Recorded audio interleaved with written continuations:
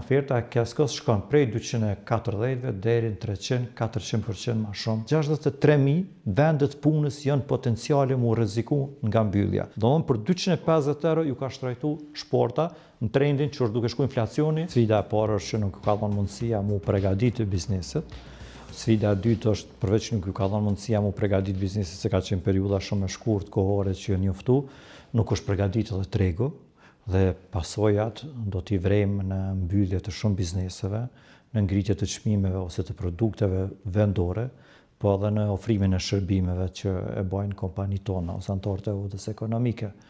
Do të ketë mbyllje të vendeve të punës, lirim të punëtorëve dhe të kurrje të ekonomisë së Kosovës. Ne i kemi dërgu kërkesat për oferta, përkatësi shoqata e prodhuese që funksionon brenda udhës ekonomike. Ne emën të prodhuese kemi dërgu të gjithë 19 furnizues që na ka ofruar listën zyra rregullatorit të energjisë elektrike dhe prej 19-ve vetëm një Kesko ka ofertu. Asnjë tjetër s'ka ofertu, bile e vetmja ka qenë Noa që me shkrim ka njoftu që nuk janë të interesuar me shit energji elektrike këtë vit ose me furnizu bizneset e Kosovës për vitin 2025.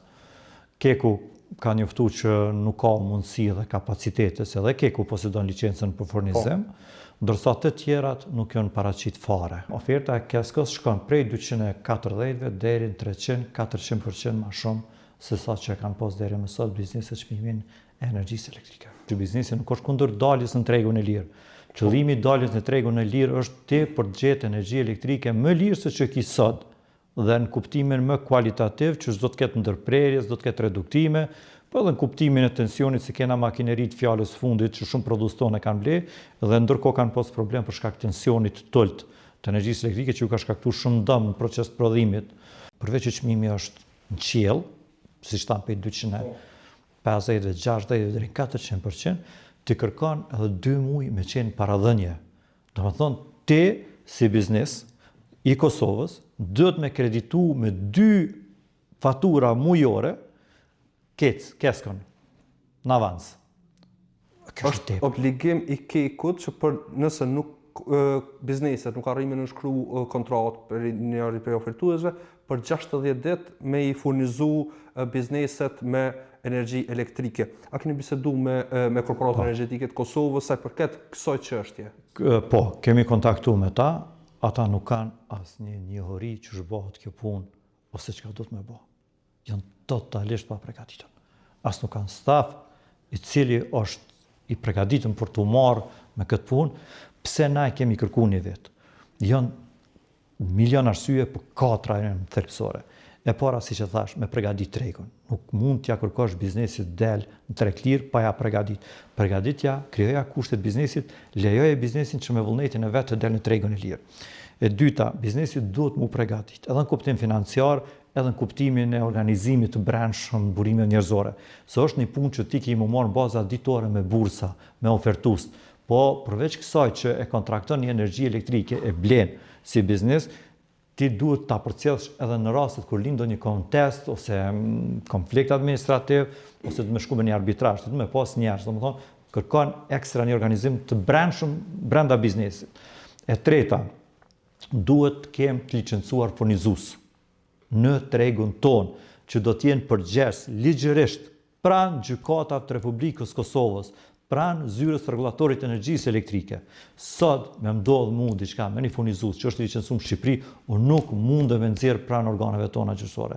Sa ai nuk e ka marrë licencën e ZRS, e ka licencën e autoritetit rregullativ në Republikën e Shqipërisë. E katërta, çdo biznesi joni, kontratën minimale për shitjen e madrave ose për ofrimin e shërbimeve e ka 1 vjeçare. Dhe brenda kësaj kontratës janë të parapara dhe penaltit qoftë se biznesi jonë në mënyrë të njëanshme shkëput për X arsye, që në këtë rast për shkak të energjisë elektrike. Se energjia elektrike është kosto operative dhe ndikon drejt për drejt në kostën e prodhimit. Dhe çka ndodh? Produkti jonë do të jetë më i shtrejtë në krahasim me ato që kishim deri sot. Dhe nuk do të jetë konkurrencë me produktin e importuar. Po edhe në tregun e huaj, një treg që kanë fituar me shumë njerëz, me shumë mundi, me kapacitete veta private, në rast se bie kërkesa për produkt, kë nuk mundet me prodhu, kë do të me ndalë kontratën, po nëse e ndalë qatë kontratën, ndërpret janë penaltit që do t'i paguaj. Këto janë bizneset që e majnë buxhetin e shtetit. Janë 1300 biznese. Këto 1300 biznese punësojnë 143.000 të punësuar në sektorin privat, se në total janë 330.000. Domethënë 50% e të punësuar në sektorin privat e përbëjnë këto 1300 biznese. 46.8% sipas anketës që kemi bën këtë ditë dhe ditëshin e fundit, kur i kemi pyetur se sa mundet me ndiku çmimi i energjisë elektrike sipas ofertave që i kanë marrë në reduktimin e prodhimit apo në humbjen e vendeve të punës, 48.6% janë deklaruar që po, do të ndikon. Atëherë çka i bie kjo? Kjo i bie që për 141 mishit, 63.000 vendet punës janë potenciale mu rreziku nga mbyllja, sipas analizës që e kemi bë. Dhe këtu e shes sa është dami i madh. Qofse një sport familjare vitin e kaluar me ka blerë me 500 euro, këtë vit i vjen 750 euro. Mesatarisht.